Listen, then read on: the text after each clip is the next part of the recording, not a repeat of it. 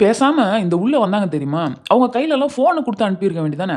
போய் எல்லார் பக்கத்துலயும் உட்கார்ந்து, "இத பாருங்கப்பா, இதெல்லாம் தான் நடந்துச்சு. இதெல்லாம் தான் வந்து Twitterல போட்டுருக்காங்க. இதெல்லாம் தான் ரீல்ஸா போட்டுருக்காங்க. இதெல்லாம் தான் ஷார்ட்ஸா போட்டுருக்காங்க." அப்படின்ட்டு ஓப்பன் பண்ணி காட்டிருங்க. ஸோ இந்த வோட்டிங்லாம் பார்த்தீங்கன்னா, இப்படி தான் இருக்கு. இவங்களுக்கெல்லாம் இவ்ளோ வோட்ஸ் வருது. இவங்க இந்த இடத்துல இருக்கிறாங்க அப்படின்ட்டு வாயில சொல்றத விட காட்டுனா இன்னும் கொஞ்சம் நல்லா இருக்கும் தானே! இப்போ நீங்க வந்து சொல்லலாம். அதுதான் நேத்து பிக் பாஸ் கூப்பிட்டு இத்தன வாட்டி சொல்ட்டாரே. சரி ஓகே அதெல்லாம் பண்ணீங்க. அதனால என்ன பிரயோஜனம்னு கேட்கிறேன். அவங்க வந்து என்னலாம் சொல்லக்கூடாதோ அவ்வளத்தையும் சொல்ட்டாங்க. ஸோ இதெல்லாம் வந்து அவங்க தெரியாம பண்ணிட்டாங்க. அதனால தான் அத்தன வாட்டி சாரி கேட்டாங்க, அழுதுட்டாங்க, மனசு உடைஞ்சுட்டாங்க பிக் பாஸ் சொன்னோன அப்படின்றத வந்து நான் நம்பணுமா அப்படின்னு கேட்டா, நான் நம்ப மாட்டேங்க.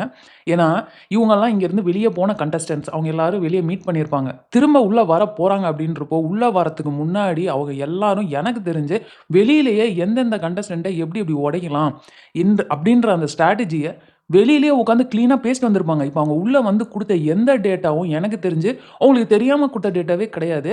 இவங்க கிட்ட இதெல்லாம் சொன்னா தான் அவங்க டவுன் ஆவாங்க. ஸோ இப்படி நம்ம பண்ணலாம் அப்படின்னு சொல்லி பிளான் பண்ணியே வந்து பண்ண மாரி தான் எனக்கு ஃபீல் ஆகுது.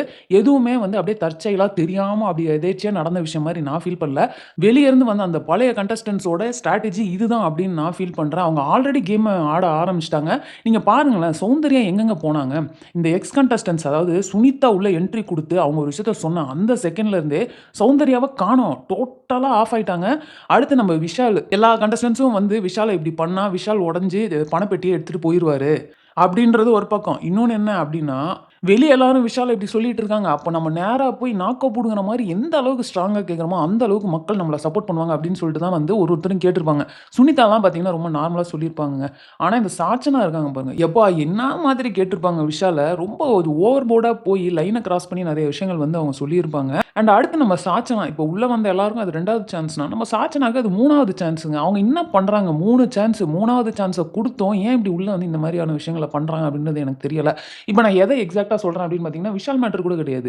இந்த ஜாக்லின் அண்ட் முத்துக்குமரனோட மேட்டர் இருக்கு தெரியுமா? நான் வெளிய இருந்து பார்த்துருக்கேன். அந்த ஜாமு அப்படிங்கிற அந்த எவ்வளவோ விஷயங்கள், எவ்வளவோ ரீல்ஸ் நான் பார்த்துருக்கேன். எதுவுமே தப்பா இல்லையே! அத பார்த்து இரிட்டேட் ஆகுற அளவுக்கோ, கோவப்படுற அளவுக்கோ ஒண்ணுமே தப்பா இல்லையே! அவங்க 2 பேரும் பண்றத எல்லாரும் தான் பார்த்துட்டு இருக்கோம். நமக்கு அந்த மாரி தோணவே இல்ல. சில பேர் அத வந்து போட்டு ட்ரெண்ட் பண்ணிட்டு இருக்காங்க. அது பார்க்க நல்லா தாங்க இருக்கு. அதுல எதுவுமே தப்பா நான் வந்து பார்க்கல. ஸோ அந்த ஒரு விஷயத்த பார்த்துட்டு, இத ஒரு பாயிண்ட்டா வச்சுட்டு, உள்ளுக்குள்ளார போயிட்டு முத்து பக்கத்துல இருக்கிறது, அவங்க 2 பேருக்கு நடுவுல உட்காந்துக்கிறது, ஒரு பிரெட் கேட்டா கூட நீ குடுக்காத நான் குடுக்குறேன் அப்படின்றது கொஞ்சம் ஒரு இது ஒரு மாரி இம்மெச்சூரான ஒரு விஷயமா இருக்குது. ஜாக்லின் பார்த்தீங்கன்னா ரொம்பவே சிம்பிளா சாச்சனாக்கு புரியிற மாரி சொல்லியிருப்பாங்க. இந்த மாரி வெளிய ஒரு விஷயம் நடக்குது அப்படின்னா, நீ உள்ள இருந்து போயிருக்கிற. அப்ப நீ என்ன பண்ணியிருக்கணும்? அந்த மாரிலாம் கிடையாதுங்க. நான் கூடவே இருந்து பார்த்துருக்கேன். நீங்க என்னங்க இப்படி போடுறீங்க? நீ சொல்லியிருக்கணும். எங்களுக்காக நீ பேசியிருக்கணும். ஆனா நீ என்ன பண்றன்னா, உள்ள வந்து இந்த மாரி 2 பேருக்கு நடுவுல வந்து வந்து இது பண்ணிட்டே இருக்கிறனால என்ன ஆயிருதுன்னா, ஓ! ஒரு வேள அவங்களுக்குள்ள அந்த மாரி இருக்கும் போல. அதனால தான் சாச்சனா இப்படி பண்றா அப்படின்னு சொல்லிட்டு நீயாவே வந்து ஒரு விஷயத்த கிரியேட் பண்ற மாரி இருக்கு. இதுதான் தப்பா இருக்கு அப்படின்னுவாங்க. இப்போ ஒரு படம் அப்படின்னு எடுத்துக்கிட்டா, அந்த படத்துக்கு ஒரு ஹீரோ, ஹீரோயின் ஏதோ ஒரு இடத்துல வெளில போறாங்க, வராங்கன்றப்போ, அந்த விஷயம்லாம் எடுத்து கியூட்டா இருக்குன்னா, போட்டு ட்ரெண்ட் பண்ண தான் செய்வாங்க. ஸோ இதெல்லாமே நம்ம எப்படி பெருசா எடுத்துக்க முடியும்? புடிக்கலன்னா அத பார்க்காம போயிரணும் அப்படின்ற மாரி சில விஷயங்கள் சொல்லியிருப்பாங்க. எனக்குமே அதான் ஃபீல் ஆச்சு. இத ஒரு மேட்டரா எடுத்துட்டு போய் உள்ள இவ்வளோ பெரிய விஷயம் ஆக்கணும் அப்படின்றது அவசியம் இல்ல. ஸோ விஷால் மேட்டரும் சரி, முத்துக்குமரன், ஜாக்லின் மேட்டரும் சரிங்க. எனக்கு தெரிஞ்சு அவங்க வந்து அப்படியே முத்துக்குமரன் மேல இருக்கிற இதுல ஓட்டு பிரிஞ்சிருமோ, இப்படி ஆயிருமோ, நான் அண்ணன காப்பாத்துறேன் அப்படிலாம் கிடையாதுங்க. முத்துக்குமரன் ஸ்ட்ராங் பிளேயர்ன்றனால தான் இவங்களுமே முத்துக்குமரன் சைடே வந்து ரொம்ப ஸ்ட்ராங்கா நின்னுட்டு இருக்காங்க. இப்போ வெளிய வந்து ஜாக்லின் தான் ஃபர்ஸ்ட்ல இருக்காங்கன்றது அவங்களுக்கு தெரிஞ்சிருந்தா, உள்ள போய் இதே விஷயத்த ஜாக்லின் பக்கம் நின்னு கூட அவங்க பண்ணியிருக்கிறதுக்கான வாய்ப்புகள் இருக்குது.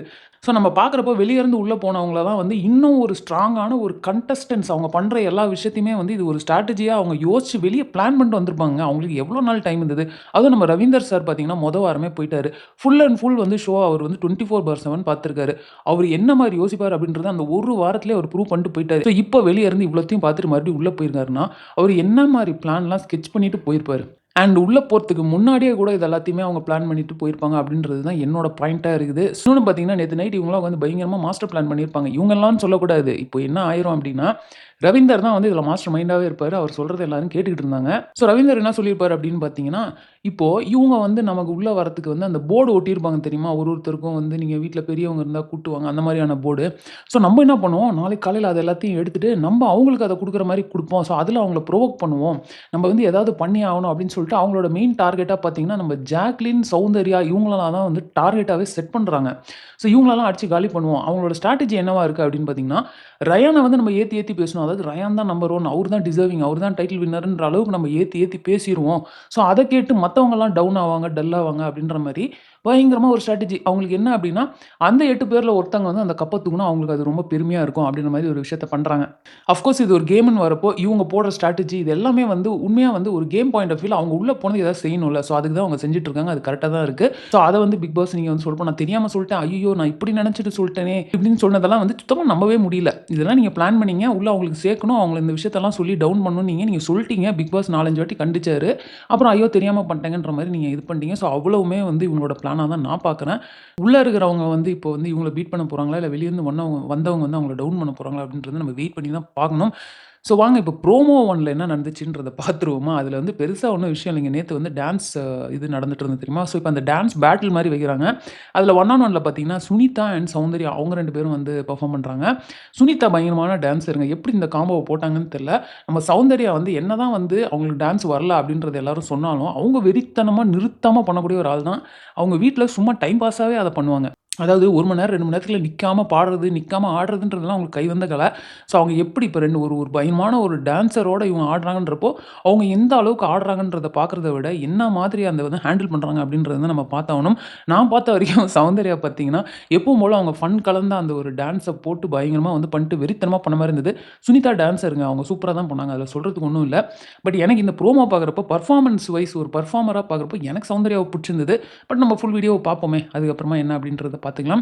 ஸோ இதுக்கப்புறம் நான் போயிட்டு லைவ் பார்க்க போறேங்க. லைவ்ல என்னலாம் நடக்குது அப்படிங்கிறத நெக்ஸ்ட் வீடியோல உங்களுக்கு நான் பயங்கரமா அப்டேட் பண்றேன். ஸோ இந்த வீடியோ உங்களுக்கு பிடிச்சிருந்தா லைக் பண்ணுங்க. உங்க ஃப்ரெண்ட்ஸ் எல்லார்ட்டயுமே ஷேர் பண்ணுங்க. மறக்காம சேனல சப்ஸ்கிரைப் பண்ணி என்ன சப்போர்ட் பண்ணுங்க. அண்ட் நான் சொன்ன விஷயங்களெல்லாம் பத்தி நீங்க என்ன நினைக்கிறீங்க அப்படின்றத மறக்காம கமெண்ட்ல போடுங்க. நெக்ஸ்ட் வீடியோல உங்கள மீட் பண்றேன். தேங்க்ஸ் ஃபார் வாட்சிங். Bye by.